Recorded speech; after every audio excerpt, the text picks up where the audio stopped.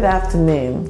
We want to have a quick chat with those travelers who are looking for someone who can help them with their multi-state taxes. That's what travel tax does. Unfortunately, each year we run out of pre-April 15th deadline slots, and that's where we are now. So we're going to talk a little bit about extensions today. Any appointments after the April 15th deadline need an extension filed in order to extend the deadline to October 15th. We do this automatically for all of our clients who we cannot fit in before the April 15th deadline. So if you're listening to this now, you're probably one of our clients who was unable to get in before the April 15th deadline. The extension extends the filing deadline to October 15th. That means that you have until October 15th to have your taxes done, e-filed, and finished. It does not extend the payment deadline, unfortunately, which means that if you do owe any money to the IRS or to a state revenue department, you have to pay it by the April 15th deadline, or at least pay a good portion of it. Both the IRS and the state revenue departments expect their money on time by the April 15th deadline. If you owe them money and you do not pay it by that time, they will charge you interest on the money. It's about 1% in most cases, 1% per month that you do not pay the balance. If you owe $100, that's about $1. We want to help you avoid paying that penalty. Let's talk about a few definitions. First of all, the home state versus the work state. As a traveler, every single one of you have a home state. That's where your driver's license is located. That's your permanent address. That's the legal address where it gives your home state the right to tax all of your income, regardless of where you make it. Now, they do make considerations for the work state. The work state is where you actually worked as a traveler. The work state, of course, has a right to tax your income, but it doesn't negate taxes owed to your home state. In most cases, the home state will give you credit for the taxes that were withheld for your work state. But there are a few instances where this does not happen. First of all, if your home state is one of the states that do not have an income tax rate, like Florida, Texas, Nevada, Washington State, Wyoming, Tennessee, the District of Columbia, which only taxes residents, it does not tax non-residents, or the state of New Hampshire. These states do not have an income tax, so if that is your home state, whenever you work in a work state, the work state has the right to tax your income. The other definition we got to talk about is reciprocity. You should know if your home state has reciprocity agreements with other states, but let me explain what it is. A reciprocity agreement states that the work state will not tax your income if your state has an agreement with their state. Let's give you an example. Your home state is Virginia and you work in West Virginia.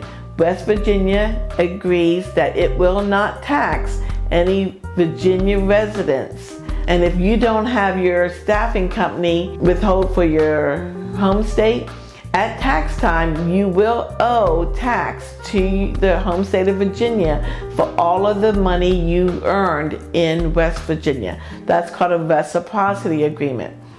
All of these states here have reciprocity agreements. So that's something you need to look into if you've worked in a state that has a reciprocity agreement, if your home state is also one of those states. Another term that we need to talk about is reverse credit states. And those states are Oregon, California, Arizona, Indiana, and Virginia. If any of those are your home state and you work in another one of those reverse credit states, be aware you're going to owe tax to your home state. For example, if Oregon's tax rate is 10% and California is 9%, California is your home state and you worked in Oregon. Oregon's going to give you back approximately 9% of the taxes you paid into Oregon. You're going to get it back as a refund at tax time. But then California is going to expect all of that money to be paid to them by the April 15th deadline. I would rather you overpay than to underpay, because there's no penalty for overpayment. There is a penalty for underpayment. So we've talked about the reverse credit. We've talked about reciprocity states. Those are two big instances where you may owe money at tax time if you lived in one of the reciprocity states or one of the reverse credit states. Virginia is on both those lists, so pay special attention if Virginia is your home state. Tax exempt has been one of those things out there that we hear a lot, that someone told them to go exempt during the year and pay their taxes at tax time. If you do that, not only are you going to pay interest on that money, but they're going to hit you with a failure to pay as earned penalty. So it's never a good idea to go tax exempt.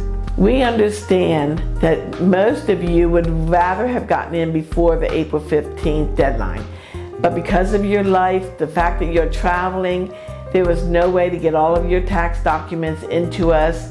Don't start panicking about it. You know from what I've talked about today, you know if you're in a state, one of the reciprocity agreement states or a reverse credit state, if you're going to owe. But most of you, if you didn't owe last year and your income was about the same this year, you won't owe this year. If you went exempt or you have a reciprocity or reverse credit situation, you may owe. We try to help you with those, but if we can't, guys, we are not responsible for any penalties or interest that you incur. And that's part of our tax home consult. We try to educate you with that. For those of you who have had a tax home consult with us, where we go over the states that you work in and give you the heads up on those states and the work states and your home state, this is all very familiar to you. But for those of you who have not, you may want to consider a tax home consult. But for this tax period, be aware, if you live in one of the states that have a reciprocity agreement or a reverse credit situation, look at whether or not you're going to owe money at tax time. If you do need to contact us, you can send us an email at info@traveltax.com, or you can call the office. You may need to do an expedited return. There is a charge for that. It's $150. But that will get you in before the April 15th deadline. If you know you're going to owe a lot of money, or if you went tax exempt, you are going to owe the taxes on all the money that you did not pay taxes on. You may want to do an expedited return with us. Our goal is to help as many clients as we possibly can before the April 15th deadline, and then to process all the rest of the returns in a timely manner as they came into us before the October 15th deadline. Thank you, and I hope this helped you a little bit to understand why you may owe money at tax time because of the state you are from, your home state, and the states you worked in.